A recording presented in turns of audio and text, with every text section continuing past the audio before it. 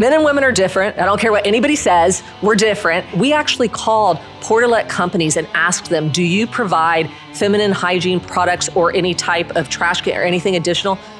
Nobody ever asked for it, so no. Having somebody out there looking out for you that actually cares, like it's coming from a place where I actually care about these people. We did have a sexual harassment incident where we had to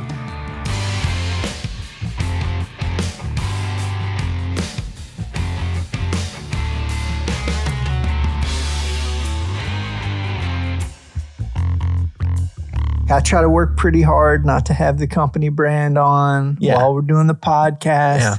I even quit wearing my daily polo. Yeah.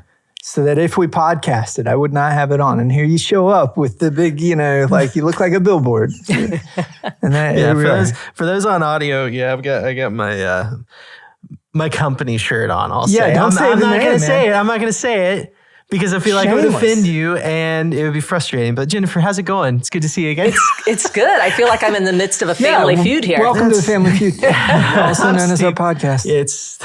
We really should have called it Family Feud, shouldn't we? That was taken. It was definitely taken. For sure. Okay, well, Jennifer, we're having you back here to talk about women in construction. Throwing you right into the bickering here. Sorry, but we had you last time. We talked a lot about like skilled trades and like the shortages and all of those different things that are happening in our industry and things we need to be aware of. Today, though, we wanted to talk about women in construction because you are one. And quite honestly, we don't have much of a dog in the hunt here. We can't speak from that angle. So we're here to listen to you and see what your perspective is on it. Refresh us. All right. What you work for NCCER right now? Yes, I do. Okay. But your husband also owns a business. And what is that doing? And he owns Wilkerson Welding, predominantly for miscellaneous steel, small structure, and then stairs, rails, balconies, any of the miscellaneous. But our 31-year-old is helping manage the welding shop, but not something that she ever thought that she was going to do. Came in and started helping with the books and everything and doing it from that perspective, got more involved. She liked the scheduling and stuff and just started doing more and more. And now she does a great job at running that side of the business. And then my 21-year-old that was going to go into forensic science, that was her thing. All through high school, that's what they watch all the programs. This is what they want to do. Oh, yeah. Absolutely. I was there. Yeah. Absolutely. Went away to college to do that. Loved the program, but once she started talking, there was this woman that was incredible, FBI agent. My daughter's like, that's what I want to do. That would be so incredible. Okay, well, you either have to go into the military or you have to be a police officer first, plus your education, and started talking about, the woman had done it 26 years. She never got married. She never had kids. She talked about, and I'm not putting down the FBI. Thank God, we have people that do that. But my daughter was like, I had no idea what that was going to be like or how I was going to get there until she started talking. So she came back and we said, well, come back home. You have to get a job if you're not going to go to school. So she did. And she's worked off and on with my husband on different projects. Well, they were pouring concrete, doing a patio or something, and she was working, and she does welding a little bit with him here. And she's like, you know what? I think I want to go into construction. Okay, we were totally shocked, had no idea that was what she was going to want to do. But started at a local community college, Santa Fe Community College in Gainesville, and went into the construction management program. And the beauty of their program there is they have hands-on simultaneously with the theory and the understanding. Like they got to do site work and do all that. So they just got to do a lot. And she has thrived. She loves it. She graduates in May. She wants to be a superintendent. She's already working for a construction firm locally, and she's already got a job. As soon as she graduates, they started recruiting her before, this last year of school. They just were heavy on that. So both of my girls, so when I talk about women in construction, it's near and dear to my heart because I have two young women growing up in it too. Well, you spent some time in it too. Like you've been around it for sure. Yes. Yeah. My father was a residential contractor, which, I loved all that. But with my husband, it was more getting involved in the shop. And so he was the welder when we started out, but I did all the books and everything. And when I left teaching, I managed the welding shop. And actually, I loved it. Like if it hadn't been for the recession and us deciding somebody better get paid from somebody else besides ourselves, then I probably would have stayed longer. I remember that recession very well. And I know exactly why that would have been a desire. I remember watching you go through that recession. It was very up close. It was a toughie, man. If that didn't touch you in the construction industry, you were doing something very special. Yeah, so absolutely. I'm curious, like, what was the job atmosphere like?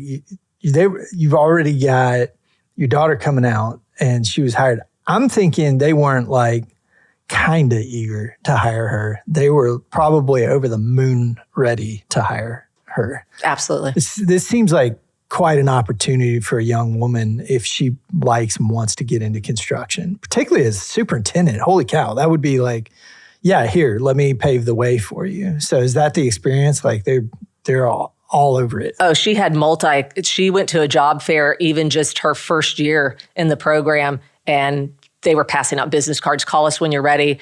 She got an internship, right? Multiple internships offered to her.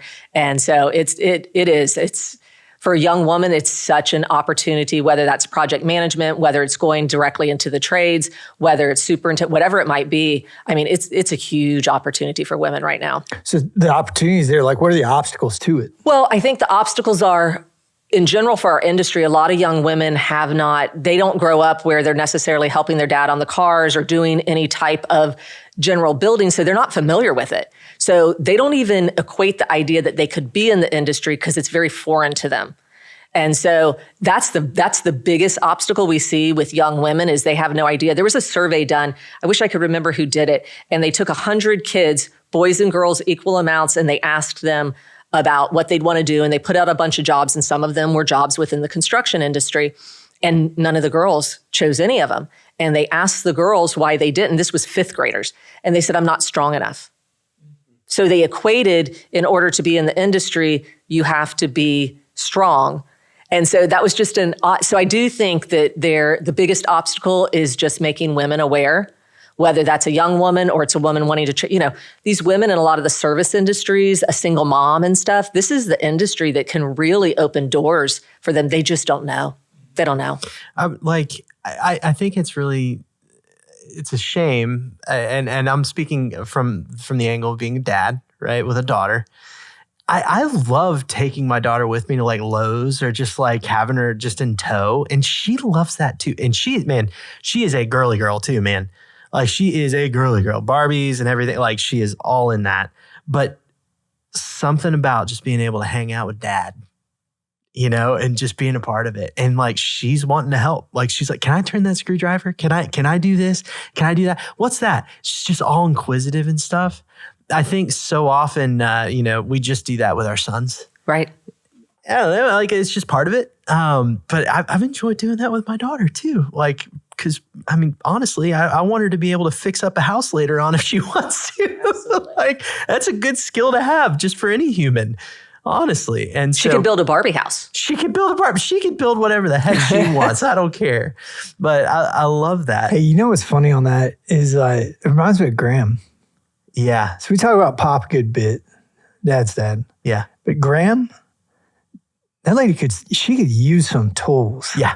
So like she had her tools, she had her toolbox, and she knew how to work on something. Like she'd go fix the sink that was supposed to, like when they had the rentals, she'd go in there and fix it. Yeah. She's all about it. So it's funny. We've got a lineage on both sides coming down for the construction side of things because she was quite handy. Yeah, for sure. So why do we feel like there's so much pressure right now, especially like in the industry? It's like the industry is so heavily in pursuit of bringing women into the workplace, right? More so than it has in years past. Yes. Why is that? Like, what from your perspective? 51% of the population are females. We have a serious shortage. So, I think the first foremost is we are not going to be able to fill all the jobs that we need filled in the construction industry without expanding into minorities, into women, and started thinking about how do we recruit them. And we haven't done that very well. So I think there's a huge move into that area. And we do see, even though a lot of them aren't aware, there are young women and other people that are very curious about construction. When you start talking to them, women want to be self-sufficient. They want to fix their own things at their houses and stuff like that. And it's pretty cool when Lowe's and some of them have the really interesting weekend things and women get to do it. And they're seeing all these DIY shows, right? Like, I want to do that. And we've got, husband and wife teams doing it. And that's kind of just a peek into it. We need more of that. Even on some of the metal shows and stuff that you see in the automotive shows, you see women are starting to be a part of that. But I do think it's because 51% of the population are women. Well, like we discussed last time, there's a bit of a labor shortage right now too. So we need to get, we've got to expand past what the norm has been. Absolutely. And the norm has been just a bunch of dudes, quite honestly. But there are massive benefits in that too. And NCCER did a survey. Can you break the survey down for us? Because this is really cool. Absolutely. So we did a research paper. It took us about a year to do. And our goal was to get out in the field and talk to the women that are out there. So we actually interviewed 176 tradeswomen in the field, asking them, what are the unique qualities that women bring to project sites? And what's keeping us from not joining this industry? And how do we do a better job recruiting? Because we wanted to hear it. Let's hear it from you guys. You're in the field. We also looked at surveys that were done by the Construction Industry Institute and included that. And we also worked with a company called Ambition Theory that actually does coaching specifically for women in the executive positions in construction. And so that's another really cool thing that happens. But we just wanted to find out. And so we went there, and what we found out for the unique qualities, and this is really interesting, not only from the women, but from their supervisors in the field, what they said was there are very specific things that women bring to crews, that bring to project sites.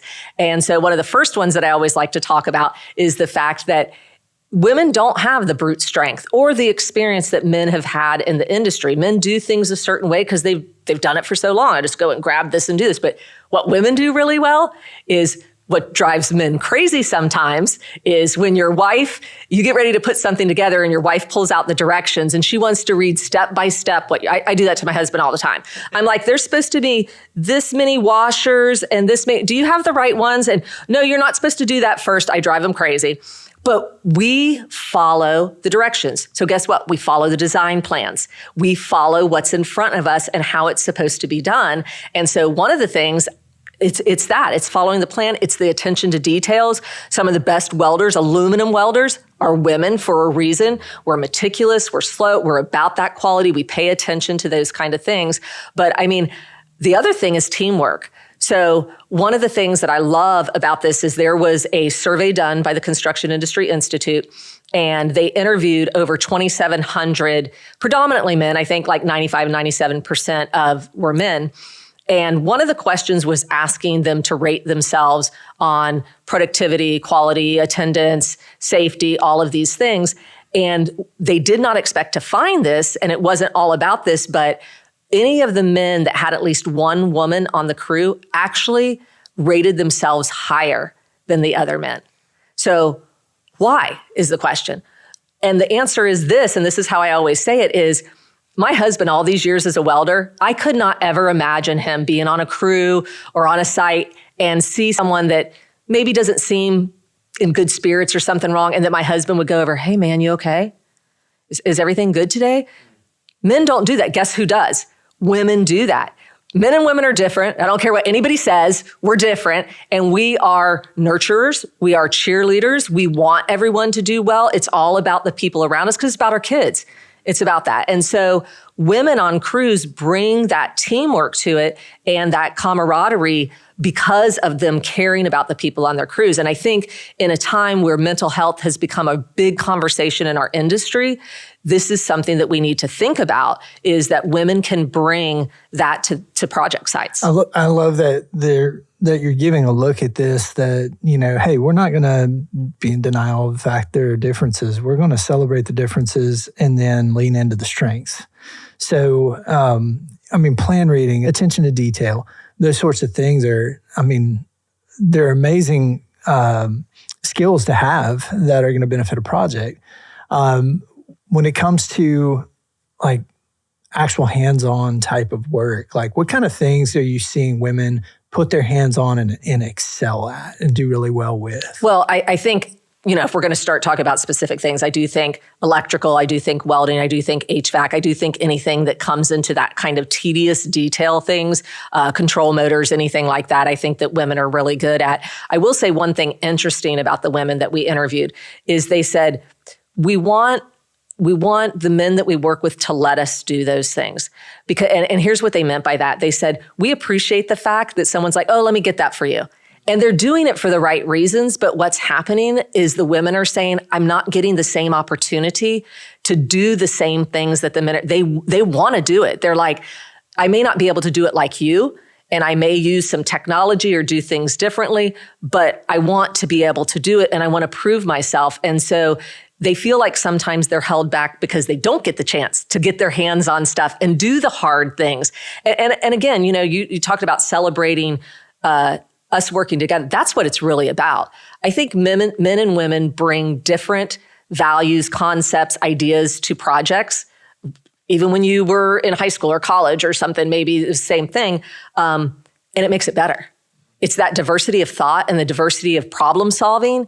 And my strength may not be your strength, but together, then we have both of those strengths. And so I think that's important. But I don't know if there's any one craft. I mean, we've talked to women, tower crane operators that are women, and they love it. They love being tower crane operators and heavy, anything in heavy equipment.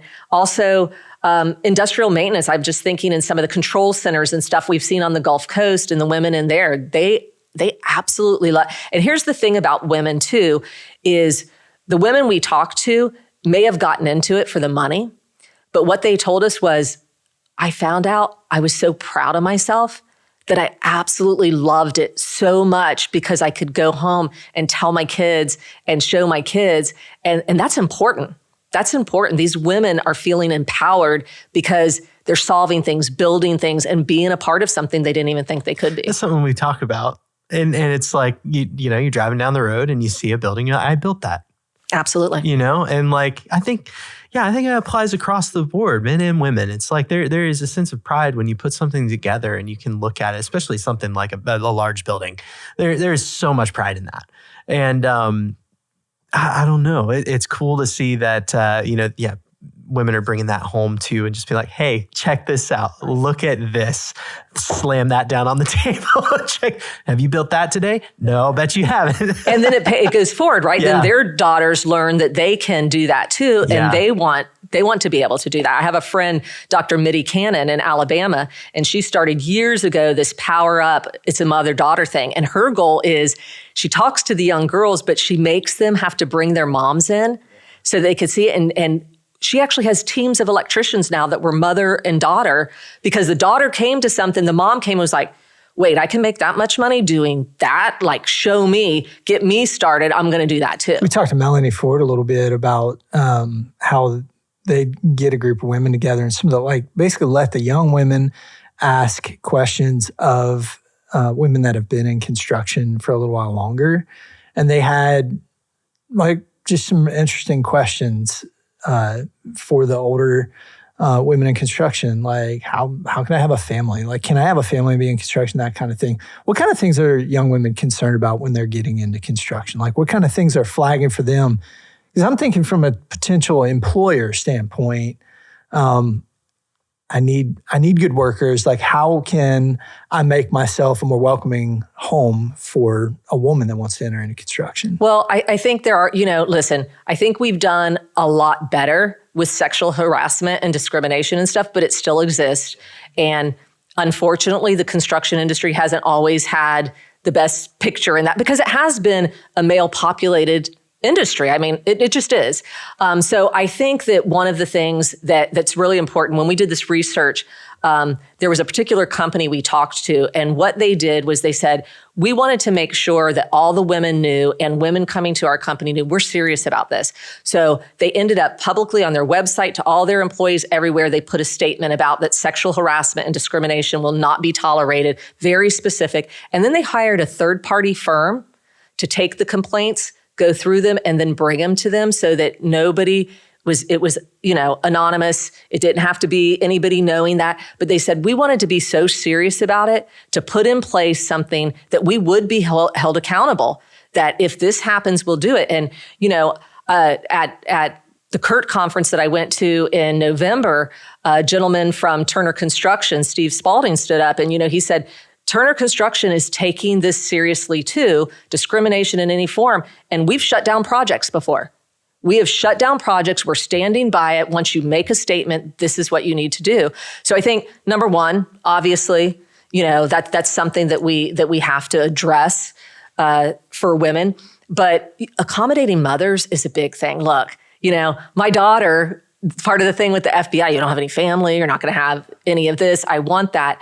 I do think as an industry, we have to start thinking about that. I don't think that every project site needs to be run from 7 to 4 or 7 to 7, a 12-hour shift.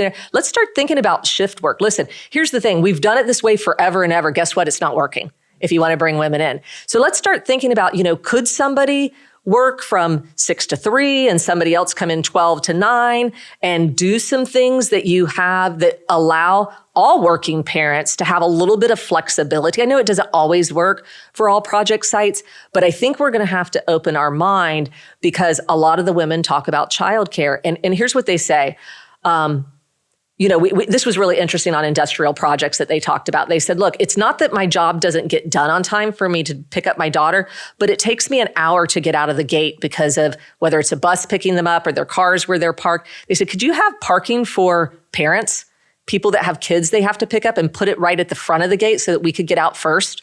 I mean, how hard is that to do just to say, hey, we're going to have parking on industrial project sites, or the first bus goes to the parents if they're having to bus them to the parking lot to wherever that might be.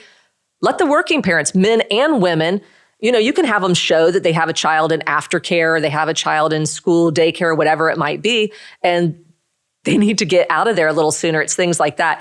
The other thing that was really interesting, we looked into services, the childcare services. And there were 3 big companies. There was Bright Horizons, KinderCare, and I think it was New Learning. There was one more. But basically, we called them and we talked to them about, what do you offer? And they offer pickup services early, bringing them home later, getting them from school to where they need to go for after school.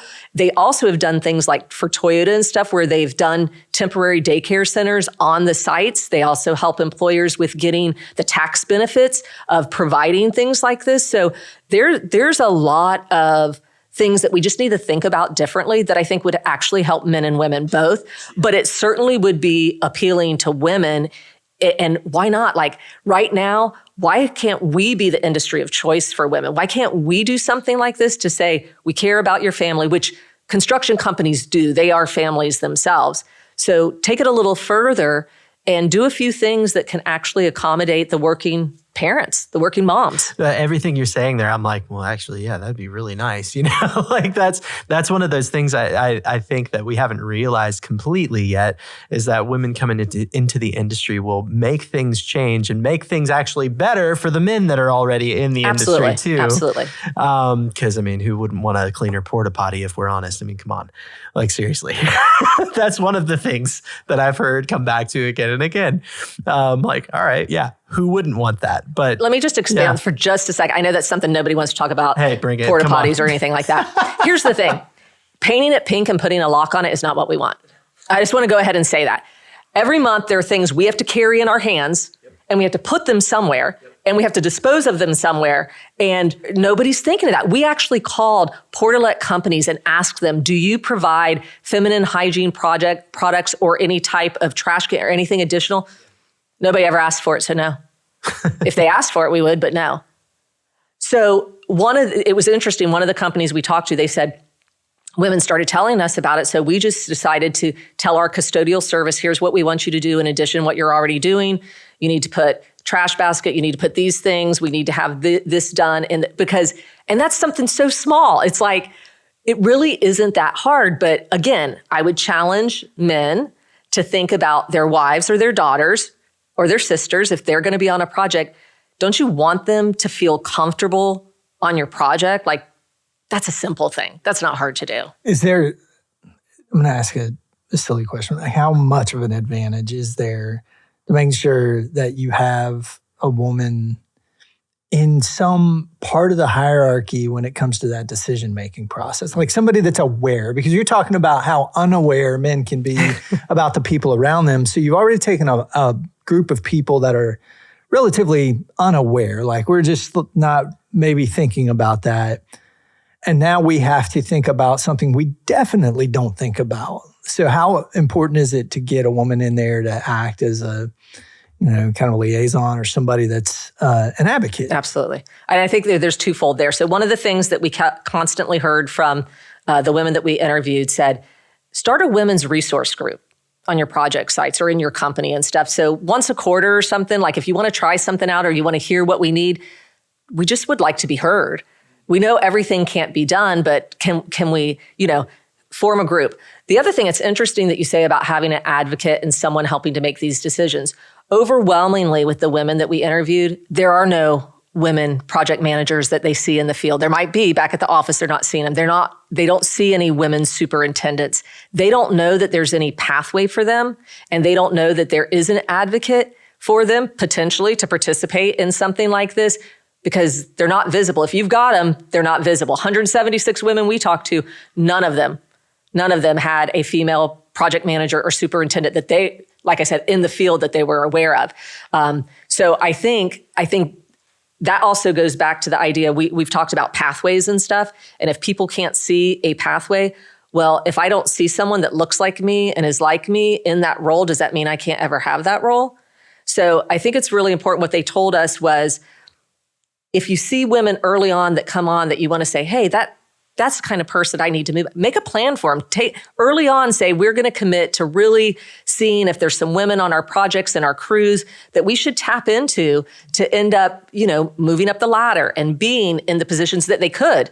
We are seeing more executives at construction companies that are females. We're not seeing them in the field, but I would say getting them involved and understanding, especially the ones that are living it. Like you got to hear from the ones that are living it every day. Yeah, that's such a good point. Like, because Eddie and I sitting here, like we would not immediately think of some of these different nuancy things. We just kind of shrug and keep on moving. But it affects women in the field for sure. And I feel like it prevents women from going to the field in most cases because, it's just, quite honestly, it's not a very friendly environment sometimes. Right.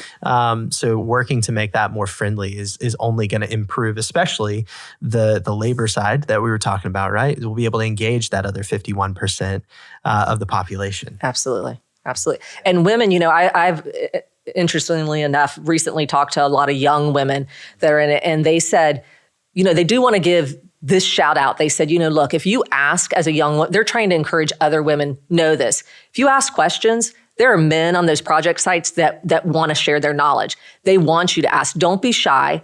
You need to ask those questions. You need to get involved. You can find out how things work and stuff like that. And that curiosity is something that you need to have. And I do think still as an industry, and I've said this before, we as an industry are good mentors. We are team players because we're set up that way. We're on projects together. We live with the people basically on these projects for months at a time, and helping them is what it's all about. And so I will say that young women have told me, look, I just ask a lot of questions and I've never been told no. Like they keep answering the questions and it helps me grow and I keep getting better. So what about safety? Like that is a side of things. You talked about details and plans and specs and things like that. I would wager that women are more risk averse and attentive to safety criteria on a site. Do you find that to be true? Absolutely. And how well equipped are they for being as a part superintendent and or somebody that's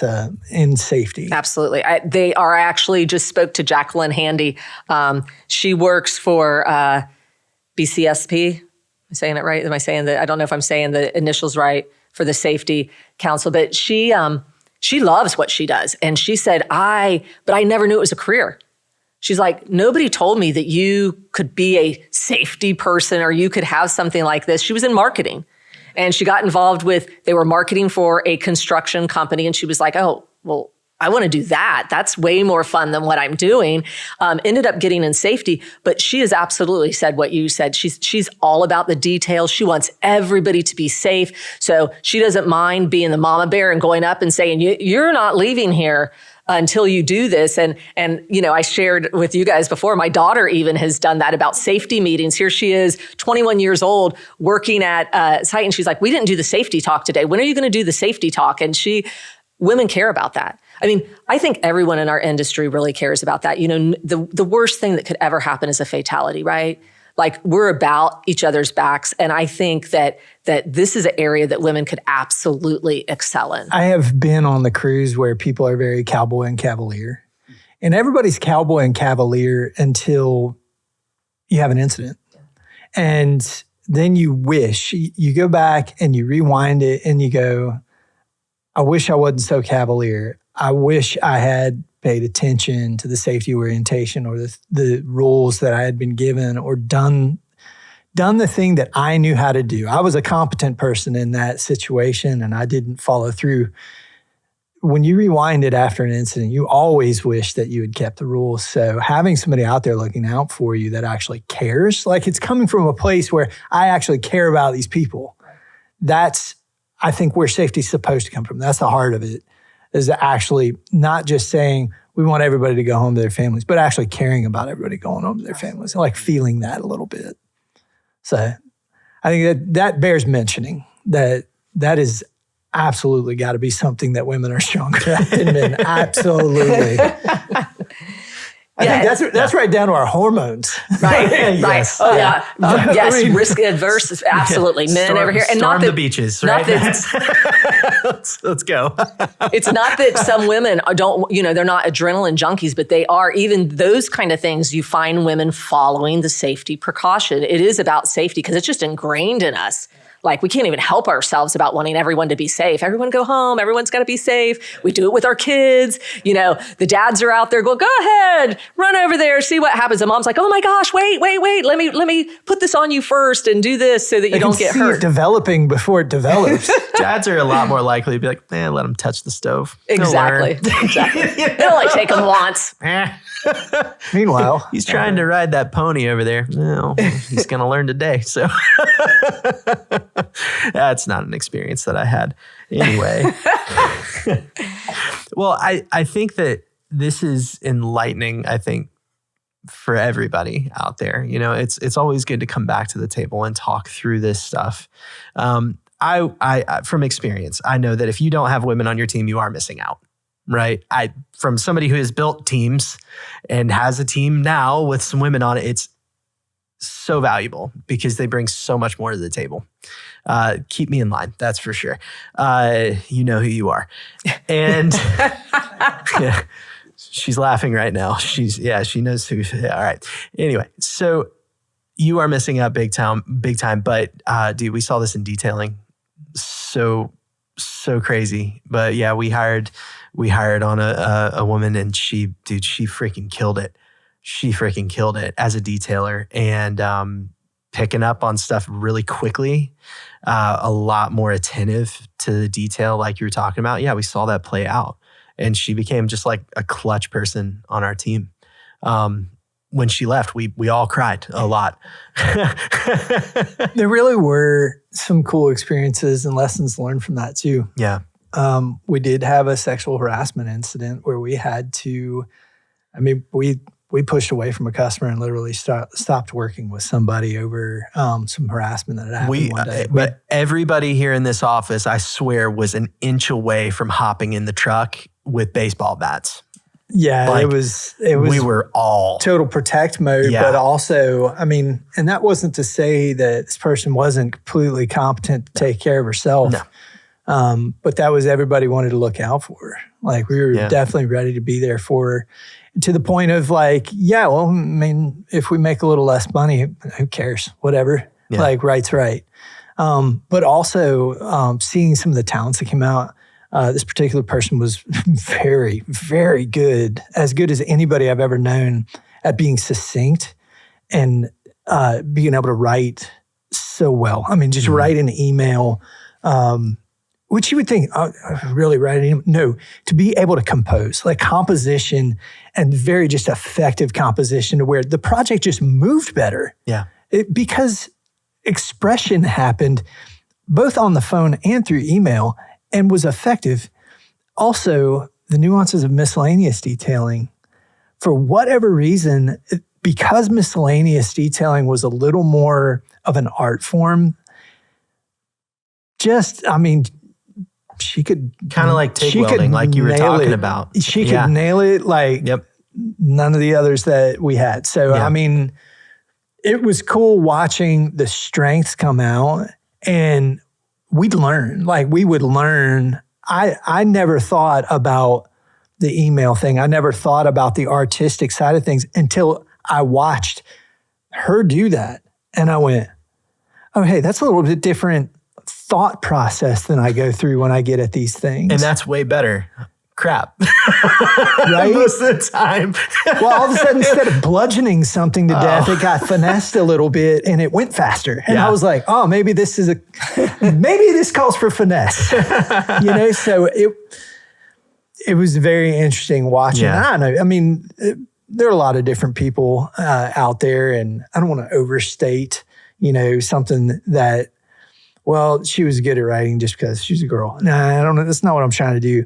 But there were absolutely strengths that came out of the fact that she had a perspective that I didn't. So still appreciate it. I think it was just a really awesome thing. A great add to the team. It definitely did. I saw some of that impact of the team kind of being, I don't know, there's just kind of a cohesiveness and a bond that formed around that person too. So pretty cool. Yeah. No, it's something that if you haven't done that yet, please do. Like, you're just thinking missing out. You are missing out for sure. So I want to ask you a megaphone question again. Oh, gosh, you've answered this once, but now you're going to answer it twice. All right. So in light of all the different conversations that we've had today, if we gave you a megaphone around 60 seconds to talk to the industry, what would you want to say? I would say give women a chance to come into the industry. Think about your project sites. Be a project of choice so that you could be a company. What I mean by that is we want to be the woman's choice. Like, we want to be an industry that people want to come to. We want it to be the industry of choice, the projects of choice, all of that. And the only way for us to do that is look at a micro level and ask ourselves, what are you doing? Or look at it and get resource good. Ask women that are on your staff, whether they are in the office or in the field, if you have them, ask them, what can we do better to get more women in here? Don't just try to figure it out on your own. Use the resources you have and just work on that at the micro. There's little things that you can do. You don't have to start out by doing, something that takes you 6 months, a year, that can be expensive for you to do. You can start out small. Start out and ask yourself and ask your teammates, like, what can we do that would help? What would you do? What do you think you need to do to make your daughter or your wife or your sister want to be on your project sites? What would you have to do? What would you want? That's a big thing. That's a big question. Are your project sites woman ready? Maybe ask a woman. Maybe ask a woman. They'll be able to tell you. Jennifer, thank you so much for joining us again. Thank you.